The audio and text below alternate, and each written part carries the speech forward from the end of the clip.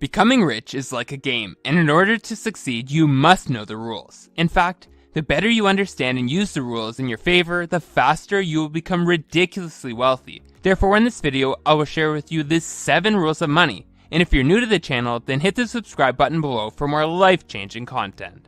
Let me share with you the story of my friend Jeff, and how he came to not only learn the 7 rules of money, but how he was able to use these rules to quit his 9-to-5 job and fulfill his dreams of becoming a world traveler. Meet Jeff. Jeff is a 38-year-old data entry clerk at a mid-sized IT company in Chicago.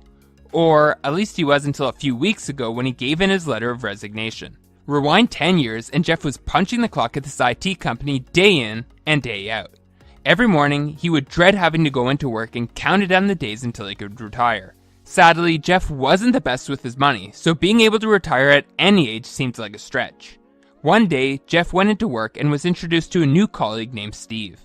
Steve was hired on as a consultant computer engineer for the company. Steve was a white-haired, 50-something-year-old man who seemed to always be walking around with a smile on his face. At lunch that day, Jeff walked by Steve, who was sitting alone in the lunchroom. He continued to wonder why the man looked so happy, but left him to eat alone.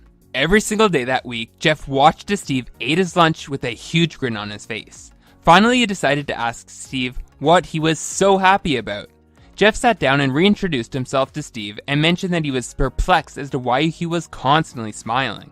Steve chuckled and said that there was a lot to be happy about. Jeff didn't like this simple answer and wanted him to elaborate, so he began to share with Steve how hard it is for him to drag himself into work every day and how boring his job as a data entry clerk can be. Then, Steve began to open up and explain to Jeff that being a computer engineer is his second career that he learned after he retired many years ago. Jeff sat there perplexed, wondering how Steve could have been retired already and have gone back to school to learn computer engineering, so he asked Steve to explain his story. Steve told Jeff that he retired at age 40, took a few years to travel, then completed his degree in computer science. Steve could tell that Jeff was impressed with his story, but he admitted that he was just like Jeff when he was younger. He told Jeff that he used to work as a stockbroker in New York City, and while he made good money, he too hated going into his job at work. Jeff was eagerly listening to Steve's story and asked just how Steve was able to retire so young. Steve then said the phrase that would change Jeff's life forever. "I learned the 7 rules of money." Steve said that normally he didn't share this information with anyone, but since Jeff was the only person to come sit with him at lunch the entire week, that he would be happy to impart this wisdom on him. Jeff accepted, and Steve began with rule number 1. Rule number 1, pay yourself first. Steve explained that many people intend to save, but simply never get around to it. In fact, 1 in 6 respondents to a 2017 survey said they simply hadn't had the time to set up a savings plan. Steve said that even if you have the best intentions, unexpected expenses arise, and without knowing how much you want to save, you will never know how much you can spend. Steve explained that more than 60% of Americans don't employ any form of budgeting, which hamstrings their ability to save. This lack of financial oversight, combined with low wages, is a reason that more than 3/4 of all workers in the US live paycheck to paycheck, leaving little chance for savings. Steve admitted that he too was once one of these lackluster savers until he learned a few simple tricks. The first was the 20-30-50 method. The 20-30-50 method works as follows. Every month, you divide your income into the following way. 50% is designated to living expenses like rent, utilities, and groceries. The next 30% goes towards entertainment costs like going out to eat or seeing a movie. The final 20% is meant to go right into your savings account. Steve explained that allocating part of his income before the month started helped him get an idea of how much he could save, but some months he would dip into that amount and end up saving less than he intended. Then, he learned the second trick, which was to set up automated deductions. Steve explained to Jeff that automated deductions work in the following way. Every 2 weeks, part of your paycheck is sent directly into a savings account instead of the full amount going right into a checking account. Jeff explained that routing money into an account that you can access ensures you don't spend the money allocated to savings, and this helps Steve save hundreds of thousands of dollars over the course of his time as a stockbroker. Rule number 2, saving will never make you rich. While Steve appeared to be a big proponent of saving money, he then admitted to Jeff that saving money is not enough to become rich. Steve explained that the problem with saving money is that it doesn't grow. The typical savings account only pays 0.09% interest. That means that even if you have $100,000 in your savings account, you would get back only $90 in return in 1 year's time, And after you net that return against inflation of 2%, you would actually have lost money. Steve then stressed the importance of investing. He explained that he was lucky to learn just how powerful compound interest was at an early age, and from age 18 to 40, when he retired, he invested $250 a week every single week.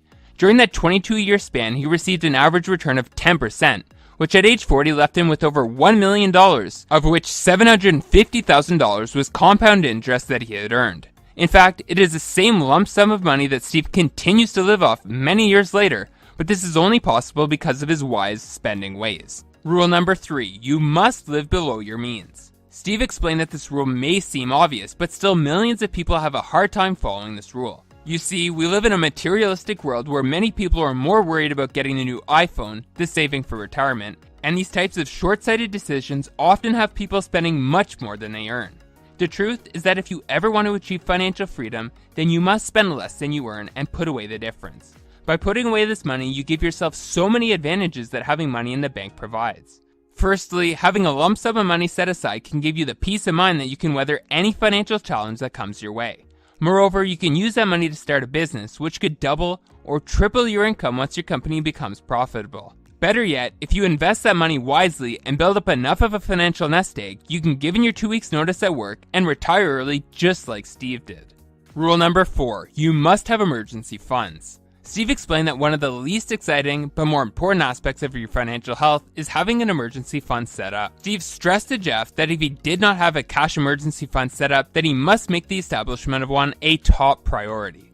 While Steve had just explained how leaving money in a savings account wasn't the best way to grow your money, he said that it is perfectly acceptable to keep money on hand in a checkings or savings account. Steve could tell that Jeff wasn't super excited by this money rule, so he decided to stress the importance of an emergency fund. Steve explained that 20 years ago, his wife got very sick and had to be hospitalized for 3 months. Steve didn't know if she'd be able to recover from her illness, so he took off time from work to spend every single day with her in the hospital. He said that luckily she pulled through and made a full recovery, but being able to rely on an emergency fund was critical in her time of need. Therefore, Steve urged Jeff to put a year's worth of living expenses aside in case he had his own personal emergency to attend to. Rule number 5, use debt wisely. Steve went on to explain that one of the keys to becoming rich is to avoid making bankers and credit card lenders rich. Some purchases, like buying a home or paying for a college education, are difficult to make if you don't go into debt. But both student loans and mortgage debts are generally classified as good debt, because buying a home and getting an education can ultimately increase your net worth. Other assets, Steve explained, don't go up in value, so if you're borrowing to buy them, you take a double hit, interest plus depreciation. Steve explained that while he loved fancy cars, a car is one of the worst depreciating assets that you can go into debt for, as it loses value very quickly, and interest can be very costly. Steve explained that as a rule of thumb, when buying any depreciating asset, including your vehicle, make it your goal to pay cash, and if you can't afford to buy it in cash, then either wait until you can or buy a cheaper car. Rule number 6, the more you learn, the more you earn. Steve explained that his mantra in life is, the more you learn, the more you earn, which is why he actively works on expanding his knowledge every single day. Steve admitted that he wasn't always a voracious learner, but as a computer engineer became a huge fan of Bill Gates during the early years of Microsoft, and came to learn that Bill Gates takes reading vacations just to catch up on books he wants to finish. Moreover, another one of his idols, Warren Buffett, reads for numerous hours a day. At an early age, Steve figured that reading needed to be a part of his daily routine, as it allowed him to learn new ideas, concepts, and open his mind to new possibilities. Jeff wasn't much of a reader, but asked Steve what exactly he should be reading to help him grow his wealth. Steve explained that nonfiction books on social skills, business development, economics, and any other self-development related areas are great places to start. Even staying current on world news can help you make more informed decisions in your day-to-day life. Rule number 7, money won't make you happy. After going through the previous 6 money rules, Jeff exclaimed that he couldn't wait to use these rules to become rich and buy all the things he always dreamt of having. Steve laughed as he knew the truth about money that Jeff had yet to realize. Steve explained to Jeff that money can only buy happiness when it's spent correctly. Steve wanted to drive home this point by first explaining when spending money doesn't make you any happier. Many times, people buy stuff because they think it will make them happy. They just have to have the latest phone or outfit. And yes, spending money is fun and makes us happy. But for how long? More often than not, the novelty of the new item you purchase wears off in a day or two, and you are right back to where you started. So then you have to buy more to achieve that spending high, and the cycle continues. This cycle is what keeps the majority of people broke, and getting caught in this behavior doesn't bring true happiness to their life. So instead, Steve explained you're much better off spending your money on things that will give you longer lasting happiness. For instance, buy your parents their dream car. Then every time you see them driving it, you will be happy that you were able to help them realize a lifelong dream of theirs. Alternatively, spend money in traveling like I did, Steve exclaimed. Seeing different parts of the world will make you appreciate what you have and will create memories that you can cherish for a lifetime.